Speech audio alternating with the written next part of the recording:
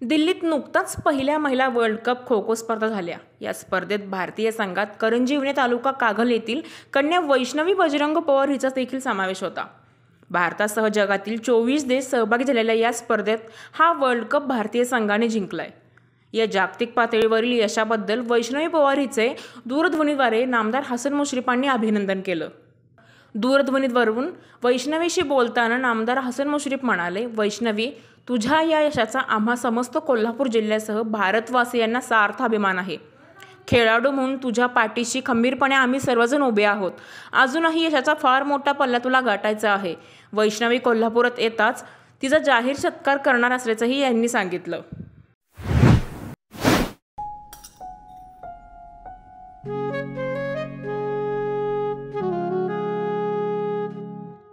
बाबा, आज येताना बासुंदी घेऊन या ना।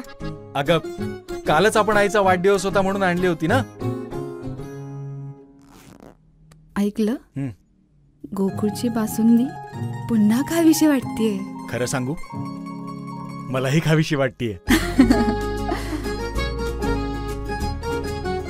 पुन्हा पुन्हा खावीशी वाटणारी गोकुळ बासुंदी।